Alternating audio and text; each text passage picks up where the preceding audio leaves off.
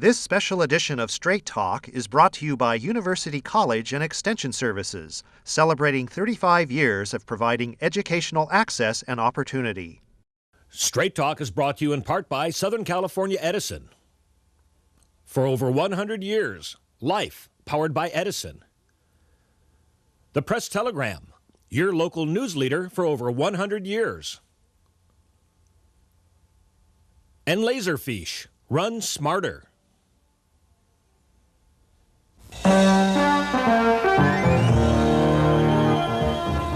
Join us for tonight's edition of Straight Talk. And now your host, Art Levine.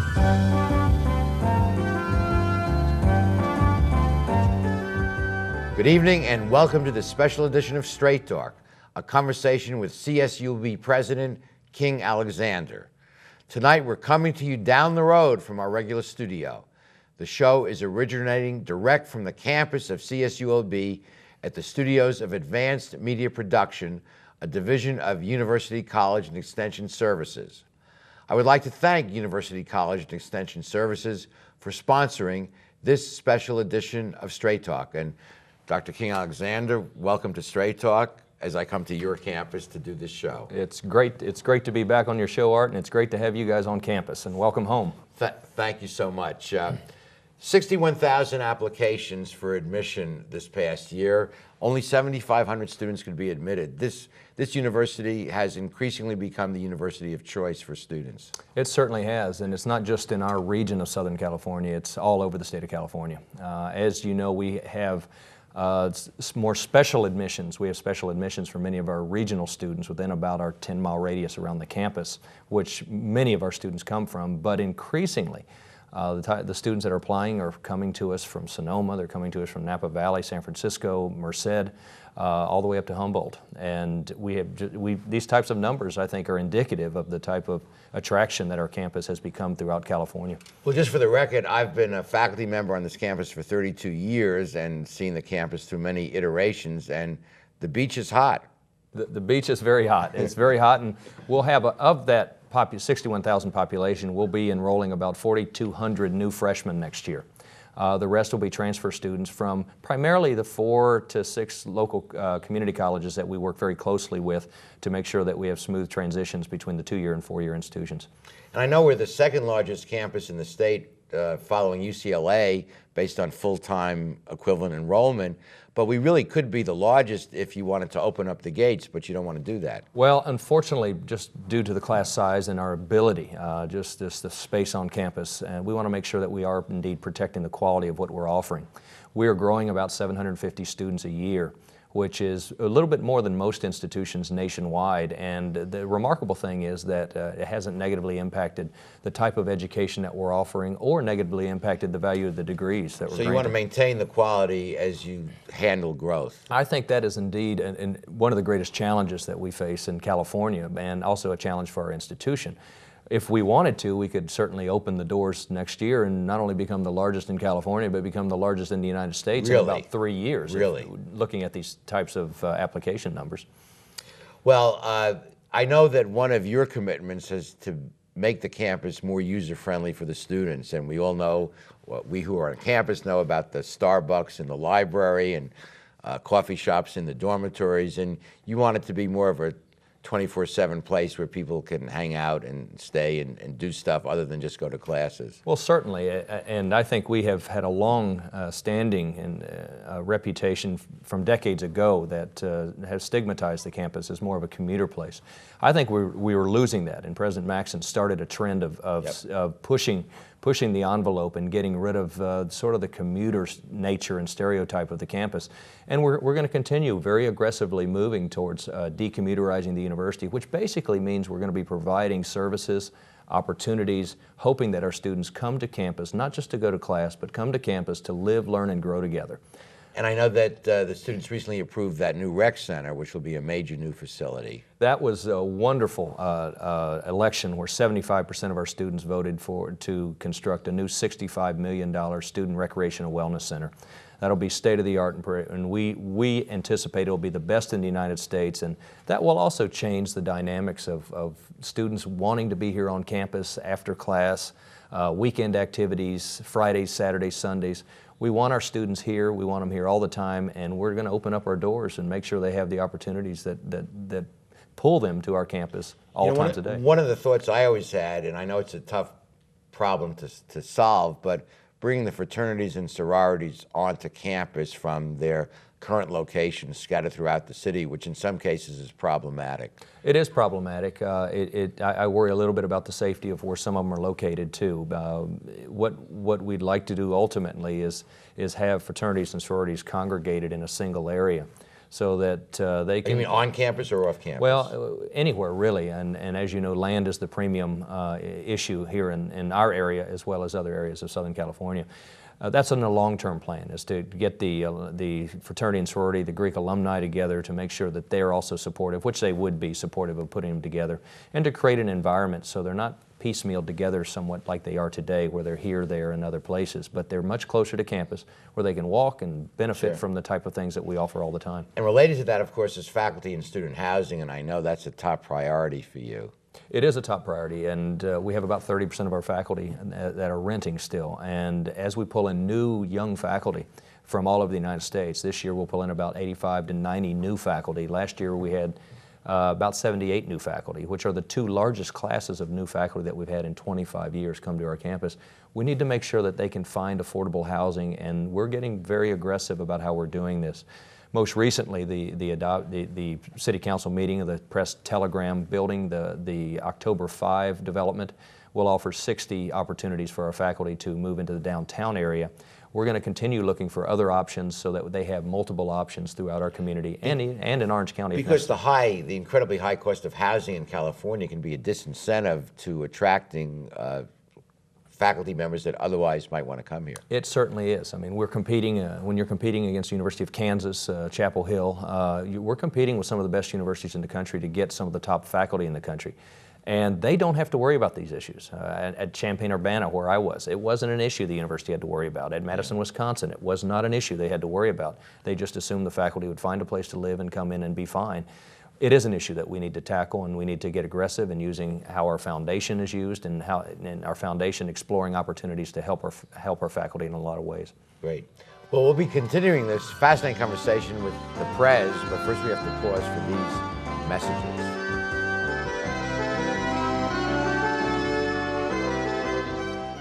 More than 1 million Americans will be diagnosed with skin cancer this year. Skin cancer can be deadly, but most of it can be prevented.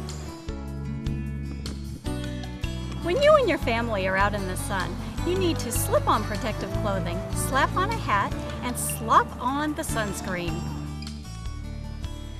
Skin cancer can affect anyone, no matter what skin you're in. Whether you're working or playing, remember to protect yourself. Twinkle, twinkle, little star, how I wanna know what you are. Up above the world so high, like a diamond in the sky. Twinkle, twinkle. The odds of a child being in a Broadway show are 1 in 11,000. The odds of a child being diagnosed with autism, 1 in 166. The odds say it's time to listen. To learn the signs of autism, visit autismspeaks.org. Have you ever wondered where California's most promising students go to college? More than 350 of California's high school valedictorians and National Merit Scholars have chosen Cal State Long Beach, joining over 33,000 students who come to Long Beach to enjoy an unparalleled university experience. If you're interested in studying with the best, come to the beach. The beach is hot.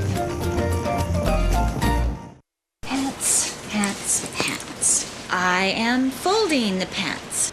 Do they go on my head?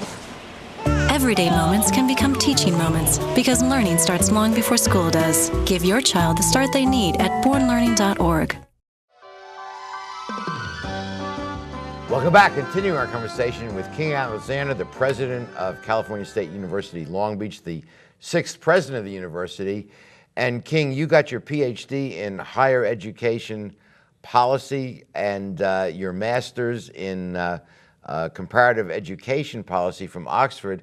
You're one of the rare presidents that was actually trained for this job. I mean, it's a great fit. Well, it's interesting because sometimes I wear two hats because I've been a researcher in this world and a teacher and a faculty member in this world. We're teaching higher ed finance and economics. I've spent 10 years teaching students about the intricacies of higher ed policy, not only in the United States, but in many other countries throughout the world. So it's interesting to when we study our issues and we can pull from a lot of the developments and a lot of the policy initiatives going on worldwide to perhaps reform our own policies to build stronger higher education systems and make them more user-friendly for our students. Well, and of course you were president at Murray State in Kentucky before accepting this assignment, and so you really are an expert in higher education. What are some of the issues you've been dealing with?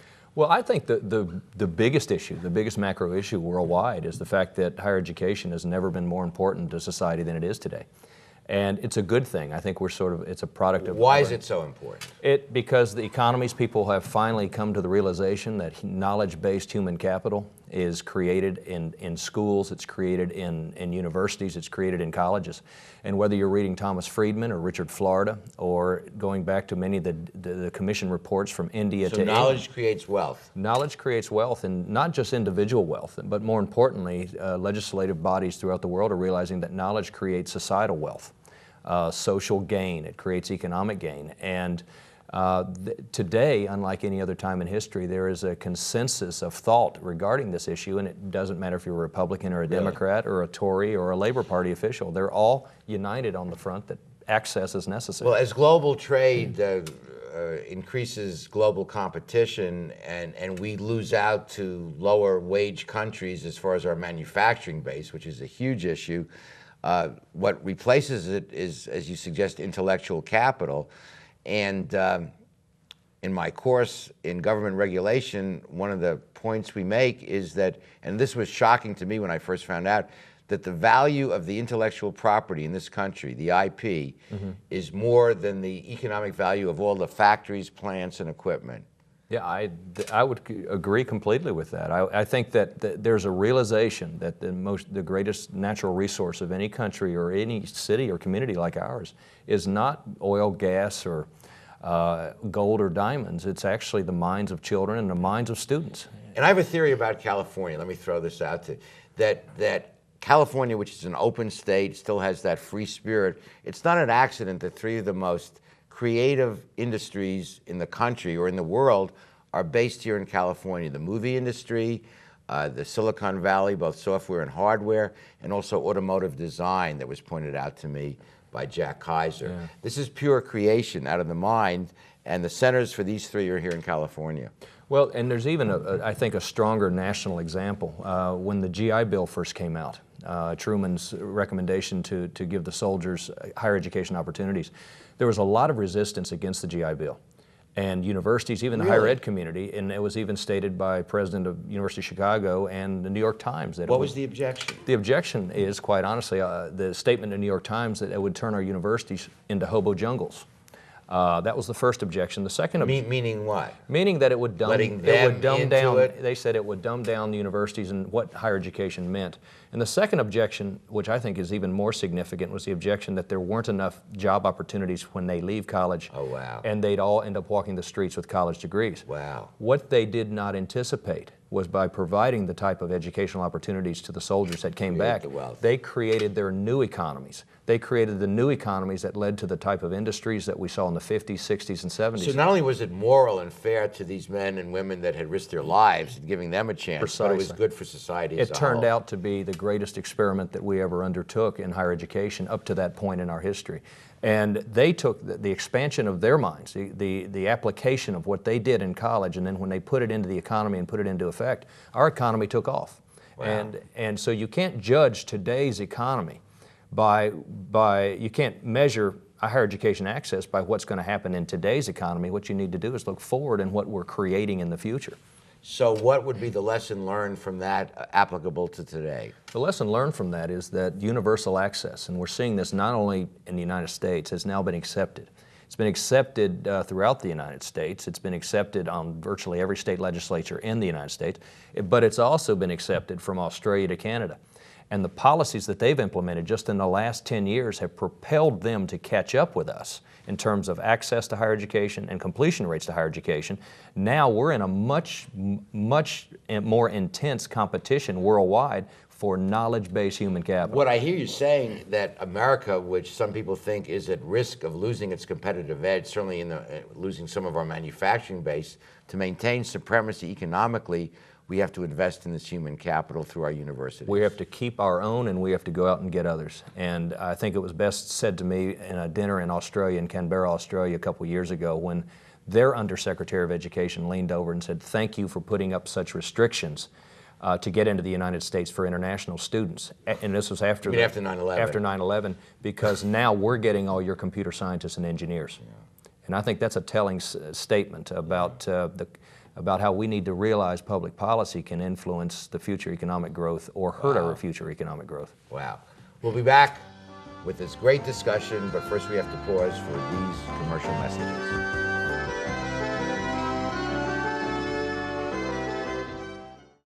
Earn your master's degree in sport management from Cal State Long Beach and get connected to the exciting world of professional, collegiate, and amateur sports. This accelerated and affordable program features acclaimed faculty who are leaders in the business of sport. The courses are scheduled for working students and provide professional networking and internships. Call now to get started. 562-985-2044. Cal State Long Beach, the Center for Sport Management Education in Southern California.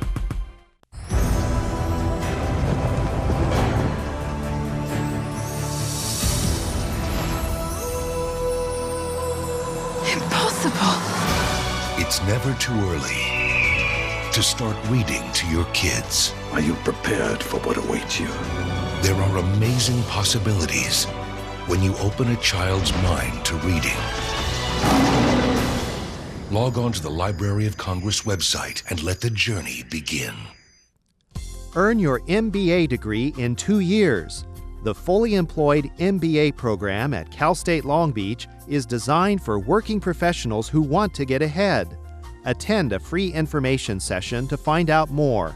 Accelerate your career with the fully employed MBA program at Cal State Long Beach. Call 1-800-963-2250. That's 1-800-963-2250. Dimes are shiny and round. Nickels are also round. Dollars are not round. Dollars are rectangles. What can I buy with 2 rectangles? A bus ride. You're right. Good job, honey.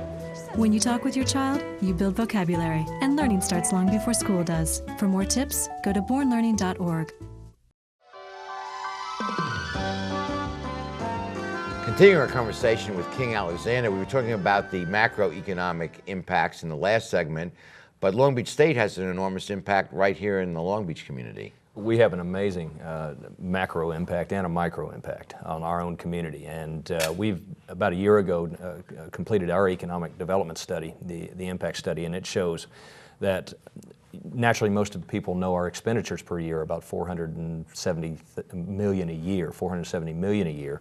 But what we return to this community annually is over roughly about 1.3 billion into our region. That's in student spending and faculty spending and the multiplier effects that all feed into this type of resources that come to our campus. So this university not only provides intellectual capital for the greater Long Beach community, but also hard economic value. Oh, just real dollars, real important dollars. In fact, there are communities all over the United States who would do anything to just get an extended campus in their cities or their communities because of not only the economic value of keeping and retaining their best and brightest students, but also the economic value of pulling in so many resources. Your beloved predecessor, Dr. Bob Maxson, used to say that without a great city, a university can't be great, and without a great university, a city can't be great. And we certainly noticed how both the university and the city grew under the 11 years that Bob was here, and continues to grow now under your leadership. And I think that relationship is a very integrated one, and the city will grow more when companies, the type of companies that we want to have and the type of industries that we want to have come here, those are the ones that appreciate high-quality, knowledge-based human capital. Sure. They're the ones that are going to pay attention to the fact that Long Beach has a university in it that graduates 500 engineers a year. They're the ones that are going to pay attention to a city that has a university educating 288 nurses who are graduating every year, and 1,100 school teachers we're putting into the public school system. Those are the good companies. Those are the ones that will be around for a lot, and those will have many spillover effects on our community here in Long Beach. Let's shift to another topic, King. We've read recently about financial aid scandals on campuses where campus financial aid offices had economic investments or benefited otherwise economically in companies that were making student loans, and the students were not getting the best deal because of this conflict of interest. Let's just clarify for the record the situation in Long Beach State. We're not involved in that. We've got a wonderful system. It's called a blind review, where we have a preferred lender list, but to get on the preferred lender list, you have to, we assess their ability to offer benefits to students, period. To me, it's so absolutely outrageous that there would be people working at universities that would sacrifice the economic interest of students for their own financial. I mean, that is just outrageous. Well, it's much deeper than that. And there are individuals who are, I think USC's had an issue with it, Syracuse and many private universities in the Northeast that are quickly buying out the Attorney General in New York, Andrew Cuomo's efforts to inquire into what they've been doing. But this has been in New York Times about once every 2 days. And another institution or a couple other institutions that have formalized these relationships with banks and lending authorities. I think they're just at the tip of the iceberg here. Really? And this has been a really important issue that throughout the 1990s, there was a lot of pushback when universities were moving towards direct lending and getting the middle player out of the system, which were the banks and the lending authorities, the student lending authorities. The Congress, the United States Congress, put caps on how many institutions could do this because the banks were screaming about the lobbyists are running the show still. The lobbyists are running the show, and when you go to Washington, and when we're working on reauthorization for the Higher Ed Act to improve these grants, to improve these loans so it impacts students, we've got to deal with the banks and the student lending authorities who actually have more money going into these lobbying initiatives, pouring more money into capital Another campaigns. example of the corrupting influence of money in politics, I might add personally. We need to reform this system, and right now we invite this type of inquiry. We want them to keep digging. We want them to keep digging much deeper. I think even when you get into the relationships between the massive for-profit higher education industry and these banks, you're going to find some interesting interrelated relationships with money flowing back and forth. And just for the record, the California Attorney General, Jerry Brown, is also looking into this. Yeah, and we do. We welcome this. We welcome it on a national scale. And in fact, it is already starting. We're working to get it incorporated into the new proposals in the reauthorization of the Higher Ed Act to get these middle players out so our students benefit, not these banks and lending authorities. Outstanding. We just have a few minutes left, King, and what about some personal thoughts, moving from Kentucky to California, from Murray State to Cal State? You have 3 lovely daughters. Have they adapted? Have you adapted to California and Long Beach? This is a wonderful place, and all the surprises we've dealt with have been very positive and wonderful surprises. Long Beach is a small town. Yes, it is. It's a big city with a small town. It's a big city with big city choices and big city offerings, cultural, the diversity. It's globally, the global offerings are just wonderful throughout our whole area. However, it's small in how it functions. It's small in getting things done, and it is, I think, is the nicest surprise of coming here. My daughters love it here. They're California girls. They call home and tell everybody they're now California girls. Now they do have a little Kentucky accent thrown in there, but so we may get an exodus of Kentuckians now coming out. Well, here. we had a long period of getting the Iowa folks, so you may get a lot more Kentuckians out here now. Well, great. Well, we will be wrapping up this show, but first we have to take a pause for these messages.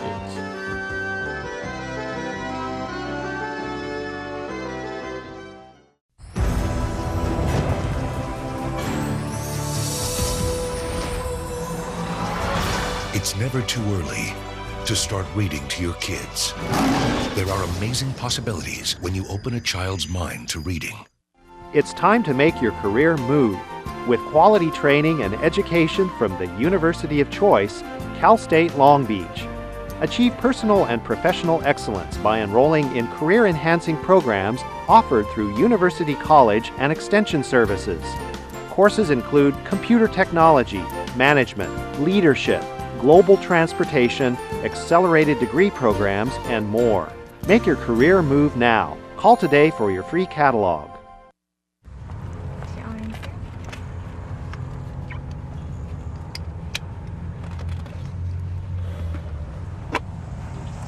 The odds of a child being in a fatal automobile accident are 1 in 23,000. The odds of a child being diagnosed with autism? 1 in 166. The odds say it's time to listen. To learn the signs of autism, visit autismspeaks.org. Are you a healthcare professional who would like to expand your career opportunities? Then Cal State Long Beach has what you're looking for. A master's degree in healthcare administration that combines the convenience of distance learning with the friendliness of a traditional classroom. That's right, you get the best of both worlds in this innovative master's degree program. Learn at your convenience through a quality curriculum that is presented 50% online and 50% live on weekends in the classroom. If healthcare administration is your field, then you need to learn more about this program offered at Cal State Long Beach. Attend a free information session to get started. Call 1-800-963-2250. That's 1-800-963-2250. Earn your Master's of Science degree in Healthcare Administration at Cal State Long Beach, the choice for continuing education and professional development. We're back in a fascinating conversation with the President. First, I wanted to thank University College and Extension Services for sponsoring this special edition of Straight Talk. Thanks also to Dave Kelly and the crew of Advanced Media Production at Cal State Long Beach for hosting us in their studio for tonight's show. Let me just say, as a 32-year faculty member here at Long Beach State, we were blessed to have the leadership of Bob Maxson for 11 years. And as so many people said, he's a tough act to follow. In fact, he is.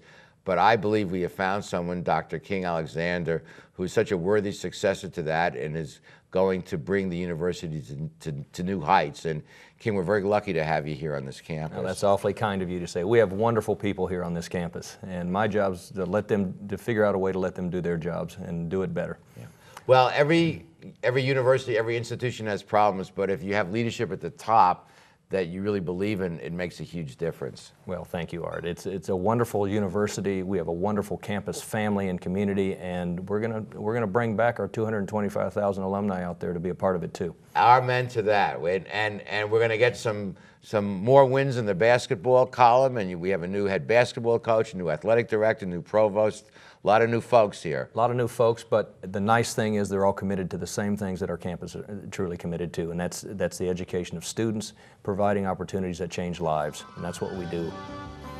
A wonderful note on which to end. Thank you for joining us for this great half hour with President King Alexander.